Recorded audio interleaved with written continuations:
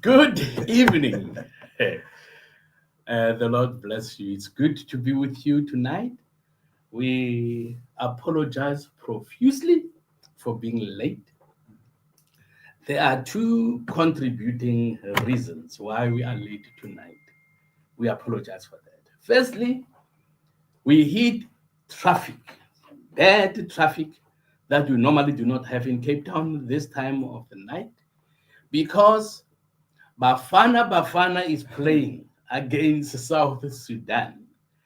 And I can assure you there are some spectators that are going to miss the meeting because 7 o'clock, some were still caught up in traffic. I don't know whether it was worth it or they will make U-turns and go back home because I would have done that.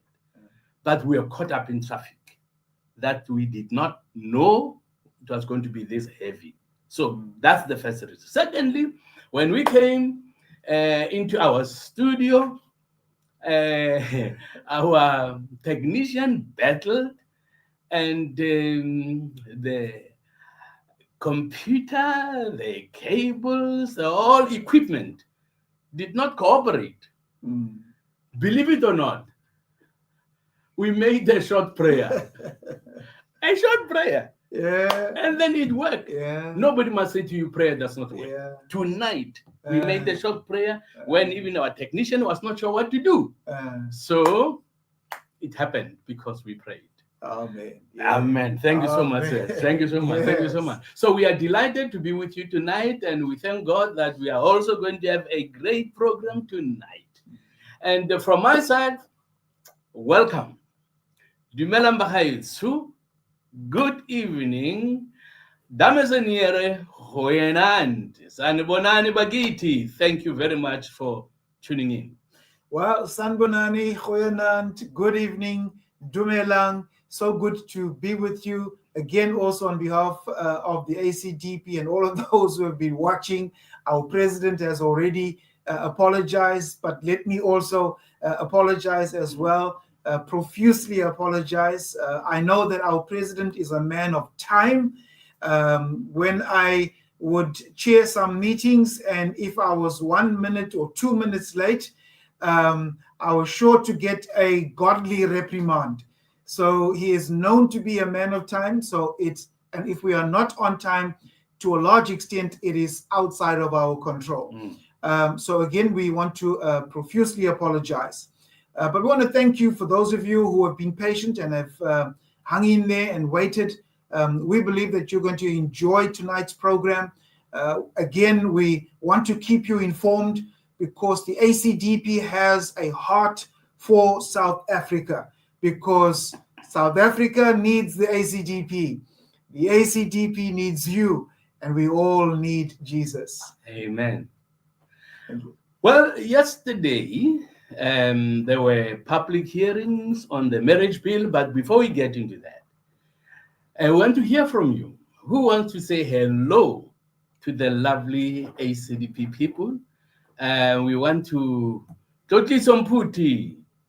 He says hello to the president and deputy. We are here. Thank you for being here, Totli. So, Sipo Eric Mangele, greetings, Dr. President Meshwe, DPW Thring, Woman of Destiny President W. Meshwe, and family members of the ACDP.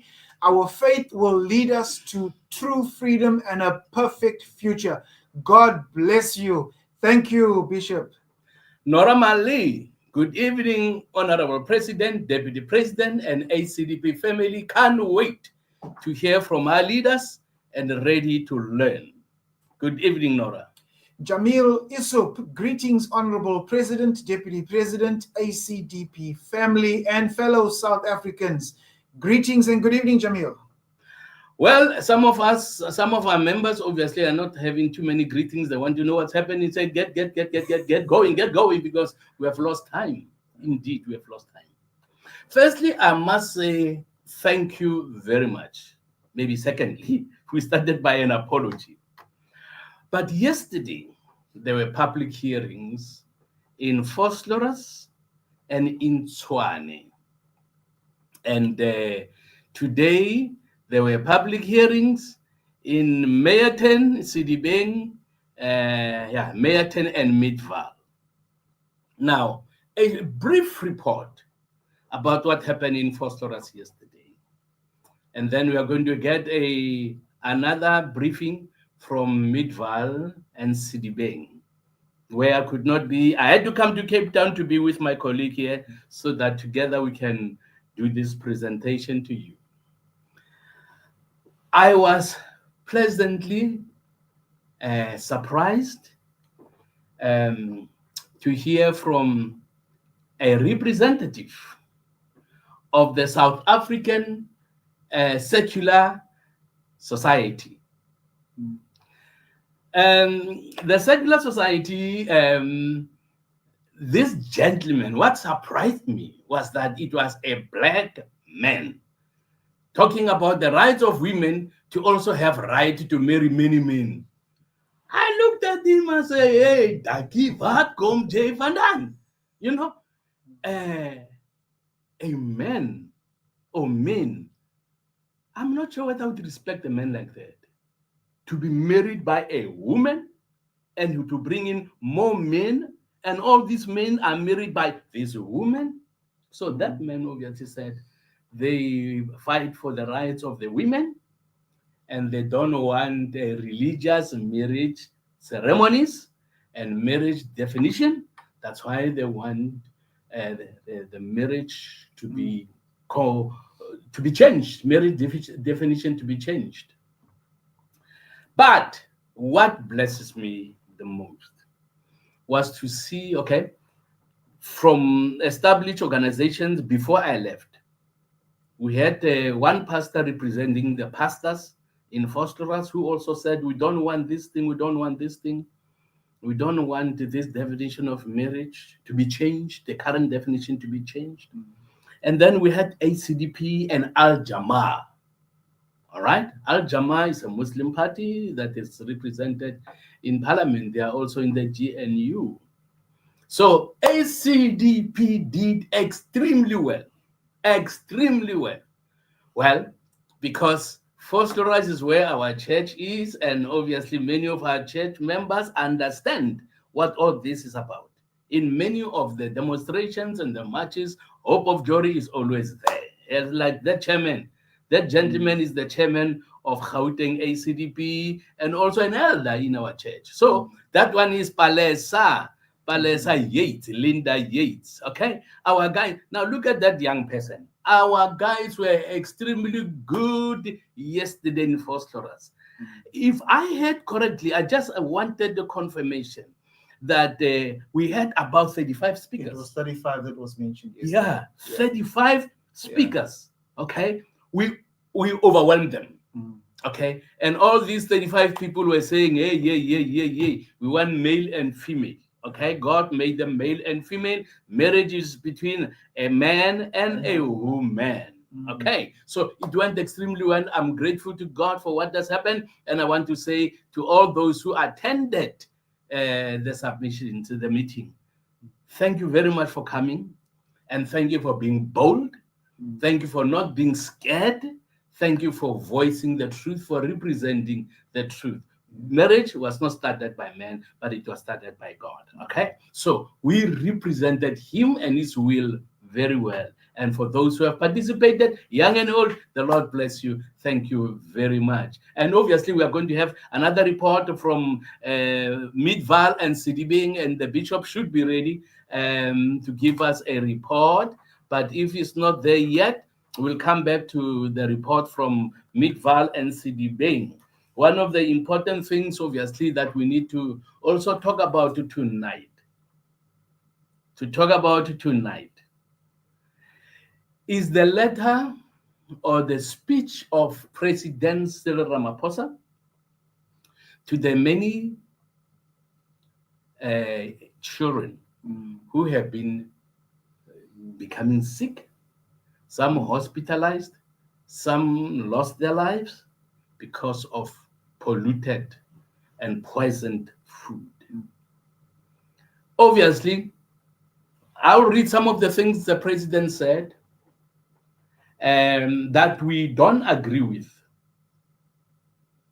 So And obviously, we want to hear from you. And we want the country to know what the ACDP position is on what is happening today. And I must say that it should not, what's happening now should not be happening. It's because government is slow. For actually from 2014, that's when the spaza shop were taken over by foreign nationals, and many of them unregistered and illegal foreign nationals. So the president obviously wants to he has introduced some measures that I believe are shallow and will not solve the problem. Let me read just a few of them to highlight what he's saying. The following measures will be implemented with immediate effect to get hazardous pesticides off the streets. Now, these hazardous pesticides are not only in the streets, they are in the spaza shops. And many of them are placed next to food. So if you ban them in the streets and you leave them in the shops themselves or the spaza shops, what problem are you solving? So he talks about in the streets, and that's not where the problem is. The problem is inside the spaza shops. Okay, let me read again. Number one, the spaza shops which have been implicated in the deaths of children will be closed with immediate effect. I don't know what you think about it. Okay, the spaza shops that have been implicated will be closed with immediate effect. Do you know that the spaza shops that are implicated are a drop in the bucket? So they will be closing with immediate effect.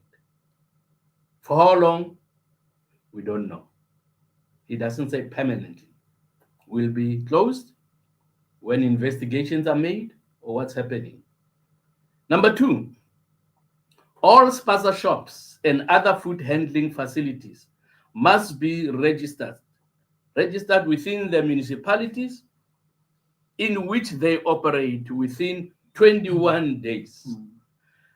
I saw a news report that the spaza shops dealers are rushing to beat the 21 days. They are registering their shops. Now, because we are in South Africa, knowing that corruption in South Africa is the worst in the country, what is happening? What is happening? Because corruption is worse in the country, some of these guys are going to get one certificate or license while they are running 10 of these spaza shops. And some of them are going to bribe to get them. So this is not going to assist, definitely not. All right.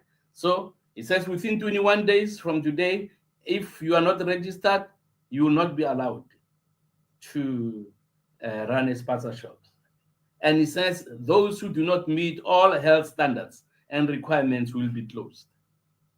All health standards. We know that we have very few health inspectors. Who's going to ensure that all health standards and the other requirements are observed? A challenge. Do you know that some say the majority of these spaza shop owners, they sleep in the spaza shop. They sleep in the shop. Neighbors are saying, we never see these people going home at night and coming back to open in the morning. Why? Because they sleep in there. They have toilets in there. Ladies and gentlemen, this is a very serious matter. Yeah. So that's the second thing that the president said, be registered or we shut you down. Number three, the South African Police Service and other law enforcement agencies will be required to investigate, arrest, and prosecute offenders. This will involve close cooperation with all registered manufacturers and suppliers. All right, number four. Was it number four? 1, 2, 3, 4. Number four, integrated multidisciplinary inspection teams. Hey, ANC like this language. No? Yeah. Integrated multidisciplinary inspection. Why not just inspection? Okay. Inspection teams will undertake compliance inspections of food handling facilities, manufacturers, distributors, wholesaler, and retailers. This will include spaza shops and general dealers. Well, President, let me say, I think with regards to this, just my thoughts. One is that firstly, it's reactionary. And unfortunately, we have a government that is reactionary. The damage is done, lives are lost, and then government reacts. Yeah. So all of these measures are measures that are reactionary instead of being proactive and ensuring that the regulations are upheld in the first place. I think maybe secondly, in terms of international health standards, for every 100,000 people in South Africa, we need at least one health inspector. We are short of about 7,000. So we have about 7,500 to 7,600 health inspectors for our over 60 million South Africans. So we are short by about 6,000 health inspectors. So the shortage of health inspectors is another challenge. Thanks to the current government and the 30 years under the ANC, they must accept responsibility for their failure to implement and to ensure that our country has sufficient health inspectors. I think thirdly is the fact that previously your health inspectors were under the custodianship or under the umbrella of the health department. But what the ANC did was they devolved that, took your health inspectors away from the health department and gave the responsibility to municipalities. So the health inspectors are no longer the responsibility of your health department, but they are now the responsibility of local government. And the challenge that we have is that almost 50% of our 270 odd municipalities are virtually no longer going concerns. They are virtually bankrupt, according to the Auditor General. Our municipalities are incapable of, President, they are not, many of our municipalities are deducting the pension benefits and the amounts that should be paid towards the employees' pension, but they are not paying it over to the pension fund. That's how serious the challenges are within our local municipalities. So essentially, our municipalities are virtually bankrupt, and as a result, we have insufficient health inspectors to do what health inspectors need to do. And then finally, President, I want to say this again, and I've said it before. When we had our ACDP member as an MMC in the Nelson Mandela Bay municipality responsible for health, Councillor Lance Grootboom, he did what municipalities needed to do. And as far back as about 5 years, maybe 6 years ago, he was conducting raids on those particular shops that were found to be in contravention of the health regulations of the city. And so if we had the ACDP in power and the ACDP as government, these some 26 young children, 26 children whose lives have been lost. And those are only the ones that have been accounted for. What about the others who they thought that perhaps it was natural causes or the child just got sick? So, but 26 that we can account for. If the ACDP, I believe, President, had been the government of the day, those lives would have been saved. I agree with you, sir. There is no willingness to take action against those who are breaking the law. For government to suggest that all spaza shops must be closed, we cannot agree with that. We cannot agree with that because before the invasion of these illegal foreign nationals, locals were running spaza shops. We grew up with spaza shops all over. Yeah. Okay. And they knew, all those who ran the spaza shops knew that they were not allowed to sleep in the shop. They knew that the health inspector could come at any time. That's right. Okay. And as a result, they were very vigilant. They were very careful to make sure that they don't lose their license by doing what is wrong. But these ones now, they were never visited. Some of them, they say they were never visited by a health inspector. Yeah. So children have lost their lives. So people need to understand that before they say be part of the GNU, these things are happening under the GNU. Okay? Okay, because the GNU, you promote and push government policy. That's right. So ANC was there 30 years ago, more than 30 years ago, but in government, 30 years leading the country. And yet, all these things have been happening. And you cannot go now as ACDP to change that policy.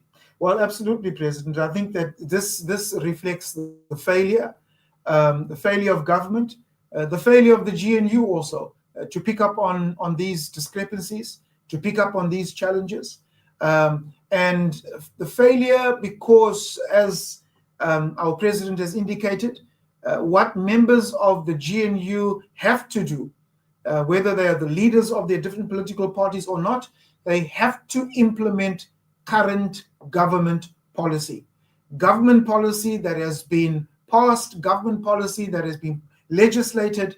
The members of the GNU have to implement that, whether they agree with it or not. And that's the current situation. Unfortunately, they are trapped. They are forced to push that. And nobody's complaining about that except the DA. Okay. They are just pushing government policy without asking questions. Okay. Now, I said in the beginning that there was a team today that was led by the PL, provincial leader of Gauteng, Bishop Dalton, who's also an MPL in the Gauteng legislature, led the teams, our teams, to Sidibeng and Mayerton to make public submissions again. Yesterday, Pretoria, Tshwane, and Vosloorus did extremely well. Now we are seeing crowds at Sidibeng. I'm going to ask the bishop now to come on. If our technical team can help us bring in the bishop and give us an account of what happened. Was it good? Were you dominant again today, or what happened? Over to you, Bishop.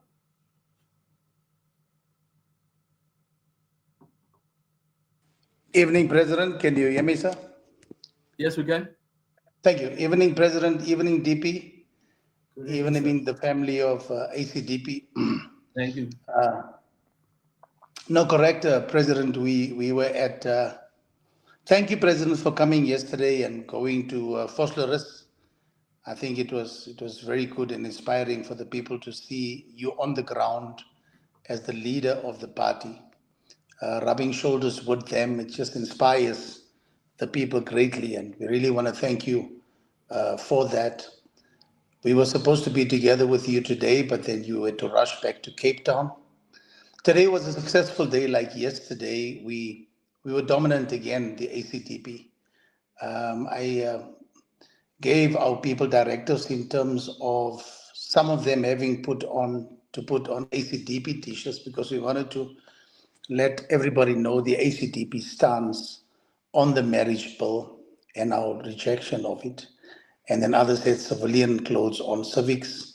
But we were very well represented in Sedibeng. We had actually 6 people speaking, doing presentations. And I must be honest with you, the presentations that was presented by our people came out very clear. The people that spoke articulately and very clear on the stance of the ACDP, to the point that they were applauded by the rest of the people that were present. I think the ANC realized that they are up against it. The other parties were not really represented there. Al Jamaa, one of their leaders, were there and he spoke, but he spoke highfalutin English. I don't think you understood what he actually was trying to bring across. But ours was very clear and our people spoke well. In Mohali City also, the same prevailed there, and where our people was very well represented, the ACDP. Again, with ACDP t-shirts and some not with ACDP t-shirts. Also 6 people spoke at that hearing. So all in all, I think for the 2 days, President, I think we have, as the ACDP, gotten our message across. And I think the response from the people was overwhelming in terms of how the ACDP is positioning itself, especially when it comes to our opposition to the marriage bill. So that is the report that I can present to you and to the ACDP on the platform tonight, and to the Deputy President. Thank you, President. Well, thank you very much, Bishop, and the team that was with you in Krugersdorp, in all those places. Thank you very much for representing the ACDP well. The presentations of our members has been very good. So thank you, Team Midval, Team Sidibeng, and Krugersdorp, all those areas. Thank you, thank you, thank you. Now, before we leave this subject, we have a challenge, obviously, about water shortage. I had a video. Before my phone was stolen, I had a video where 2 ladies at the UN were talking about how COVID-19 failed to break the will of the people. They wanted to channel South Africans or people of the world in one direction, but people resisted. People questioned. People said, no, we want to know what is that thing. They thought people will be like sheep and just rush to be immunized. So they said, one of the things that you must try is water. I don't know whether you showed that. Okay, the water. Let's make sure that they run out of water.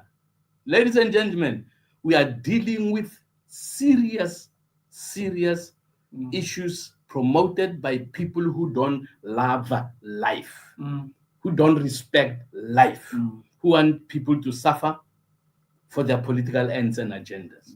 So I don't have that. I can't show it to you. But before we close this subject, one of the things we want to talk about is this water shortage. Is there anything we can do? How long are people going to stay for days without water? Some weeks, they have to run to tankers to get water.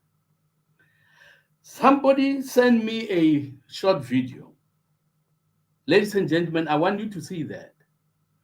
I want you to see how our people are fed filthy food deliberately. It will make you mad. I'm going to send this to the police. And if you have videos where these manufacturing factories, these guys are not buying from Metro or Macro or these big wholesalers. They have their own manufacturing companies. I want you to see. And I will ask questions. What is government going to do? How many factories have been raided? Just to go to one spaza shop, 2 spaza shops, 100 spaza shops, not going to help. Who is supplying them? We want to see on camera those places raided, and we need to be told how many of these factories have been closed. So if you know of such a factory, please let us know. We will challenge and we will fight, because it is not fair for people to be fed bread rolls that some people were stepping on them. See for yourself. See for yourself.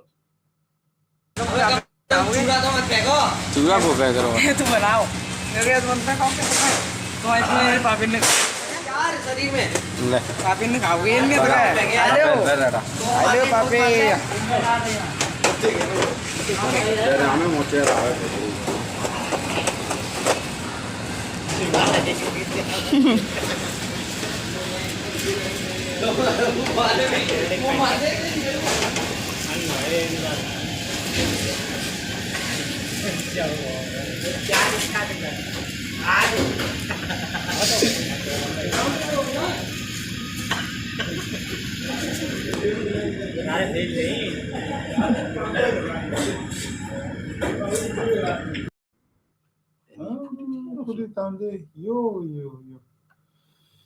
You see Yeah. what they did to us? Mm. And the president didn't say anything about those things. There are many. So if you have them, send them to us. I'll make sure that what I receive, I will send to the police and say, investigate. Where are these factories? Investigate and shut them down. Did you see what that guy did? Mm. After leaking those rolls,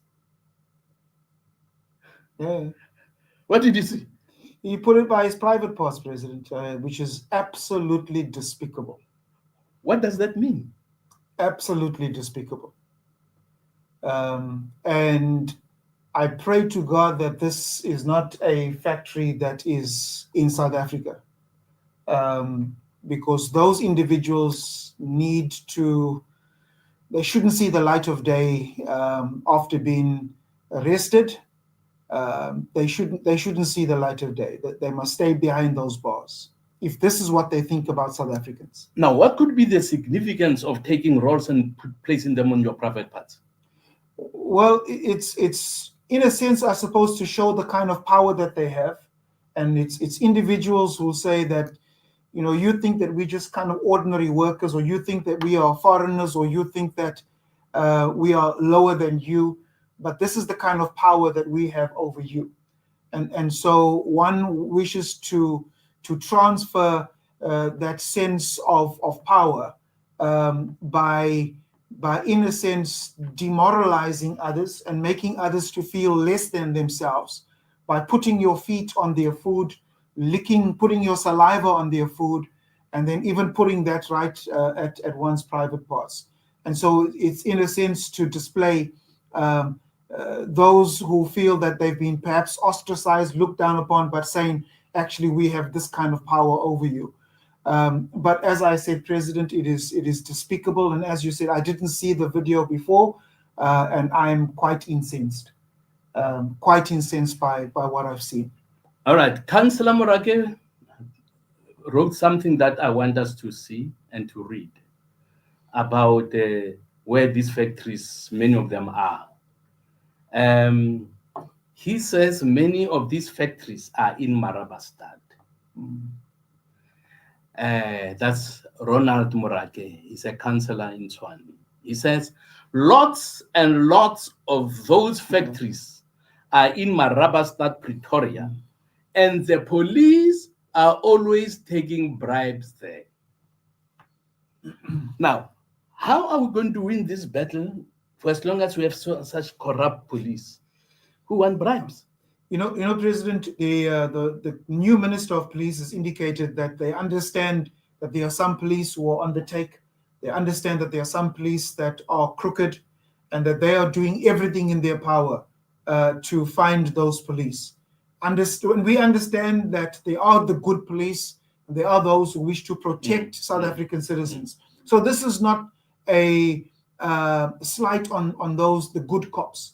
But I think for those that are taking bribes, for those who are in cahoots with criminals, for those who are conducting fraudulent activity, and for those in the police force who are just there to line their pockets with as much money as they can, they have no place in the police force, and they need to be dealt with the full might of the law.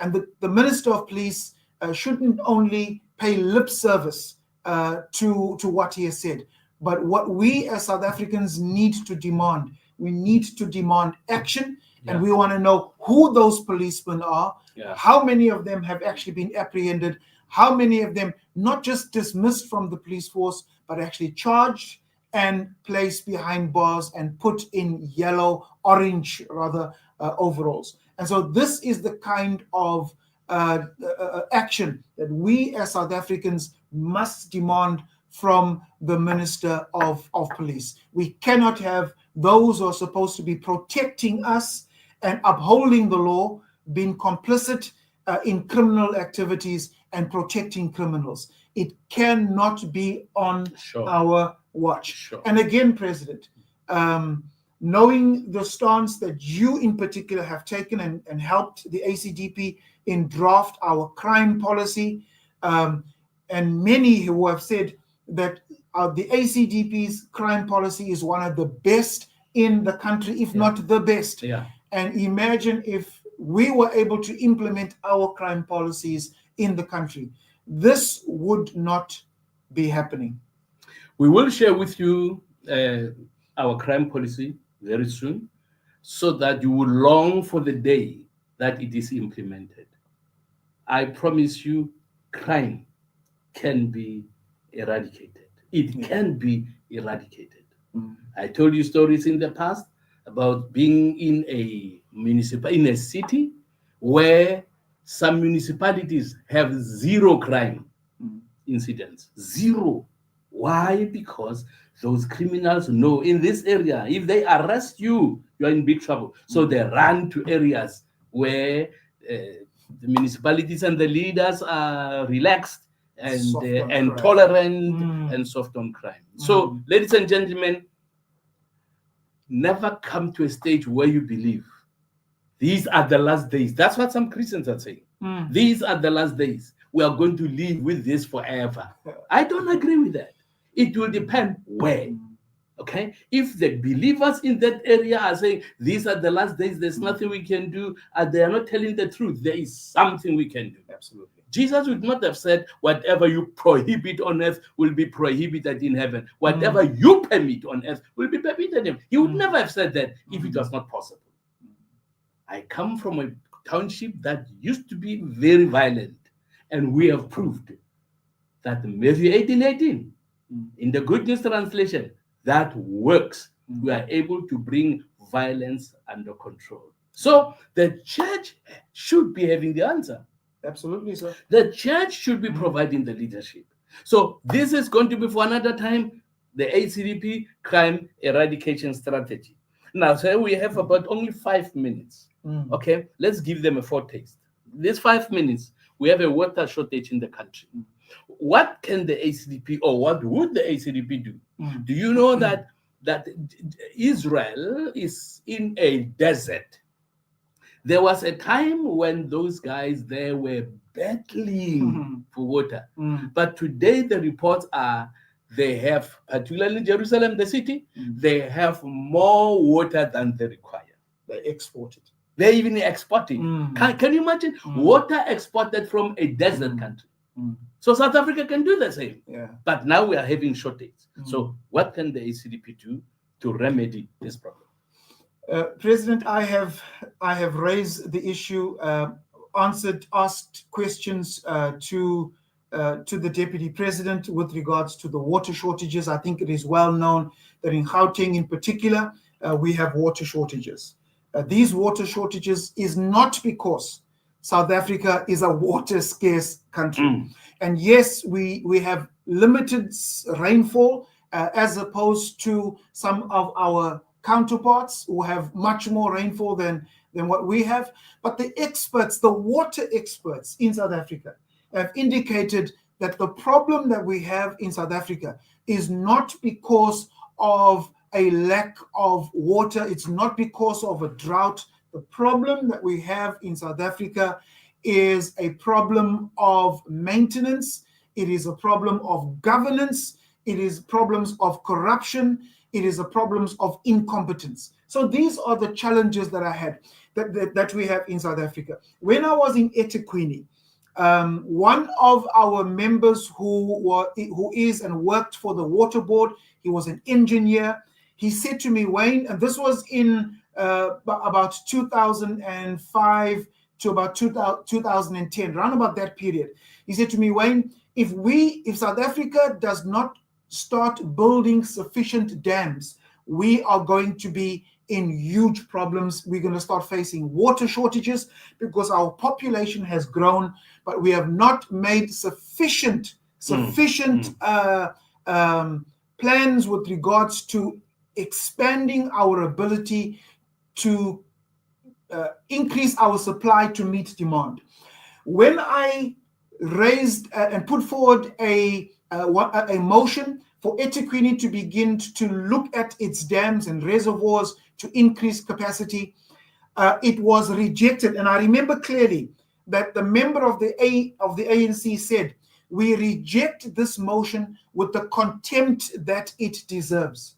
And I was speaking about attempting to prevent a situation in eThekwini that Gauteng is currently facing. Well, eThekwini is now also facing those particular challenges. And we are facing those challenges because the dams have not been improved on. We are facing those challenges because there's a lack of maintenance. There's a lack of good governance. There's been theft.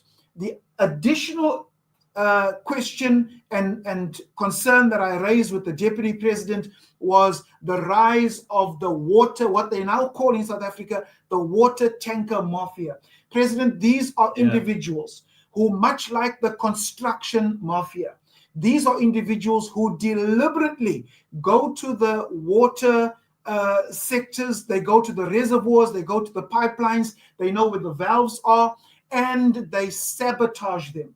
They sabotage them so that they can get the tenders to deliver water to the communities that do not have water as a result of their sabotage. And this particular industry, the water mafia industry, is a multi-million rand industry. And again, it speaks to a lack of will on behalf of government to address the issue, because some of these individuals are actually their own. They know who they are, but because they are complicit, and apparently it is also some of the councillors who are also involved in the tender processes, and they are complicit and should not be doing business. Councillors should not be doing business with municipalities. But this is the situation that we have under our current government. So the water shortages that we have in South Africa are not as a result of the fact that we do not have, our dams are full. It is a lack of planning, a lack of foresight. It is a lack of maintenance, a lack of being able to repair quickly in our streets. I don't know how many times we pass certain sections where water is pouring out into the streets from burst pipes that have been reported, but the municipalities take days, weeks, and sometimes months to come and repair. That is wasted water. And then finally, President, I think coming back to our municipalities, the challenge that we have with regards to water is the incapacity of our municipalities to be able to properly manage. Our water boards, there are 2 water boards that are on the brink of collapse. And if the water boards collapse, every single municipality around that particular water board will become affected, and all of those municipalities will not be receiving water if those particular water boards collapse. And so we have water boards that are on the brink of collapse, and it is because the municipalities are incapable and are not able to pay the water boards that are providing the water. So the water boards are providing the water, the municipalities are not paying because the municipalities are essentially bankrupt. As I said earlier, almost 50% of our municipalities are no longer going concerns. And so it's a vicious circle. Now, government has indicated that there is a special water task team that the minister has introduced, the Minister of Water and Sanitation, and I raised the similar questions with her as well, and in one of my speeches, and they've indicated that there's now a national water task team that is going to be working with the municipalities, They said, we understand, we know these problems. They recognize that these are the problems. They're now going to be working with the municipalities to ensure that those municipalities who fail in their legislative responsibility in terms of the Supply Chain Management Act, Municipal Finance Management Act, Systems and Structures Act, all of the regulations with regards to municipalities, those officials who do not comply, that they are going to be held responsible and even charged. Now, this is what they are saying. We have to see whether they follow up on their actions. But sadly, for many South Africans, it is too little, too late. The pipes, and we still have asbestos pipes. Yeah. Carrying water to our people. Yeah. So the challenge is immense. And as I've said previously, President, with the ACDP, this would not happen. Definitely. All right, friends, we are a little over time, but we want to thank the DP for that introduction. This is just the introduction. We are going to try and get a water expert for next week so that we carry on with this challenge of water shortage. What must be done?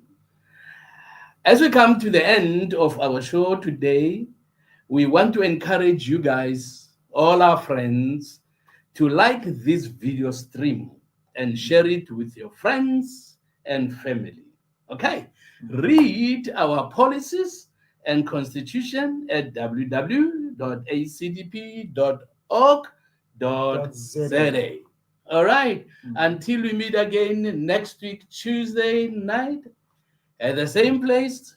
There is no Bafana playing against Sudan. The next week is not happening. So we will be on time. We apologize one more time for what happened tonight. But thank you very much for tuning in. The Lord bless you. We appreciate you. We love you. Tell your family ACDP loves you. And they want to make sure that you never dream of water shortage when we finally are given that responsibility. God loves South Africans so much that he will not allow us to continue suffering like this. To have a water mafia. Huh? Construction mafia. What else mafia? Extortion mafia. Extortion mafia. No. We need to work hard and make sure that ACDP increases its volume, its influence, its footwork, and its footprint in the country, so that ultimately the day of rejoicing will come to South Africans. Yeah. So from my side, the Lord bless you. Thank you for tuning in. Well, thank you. Let me also keep my greetings brief, or my farewell brief, till next week. Thank you for tuning in, and God bless you.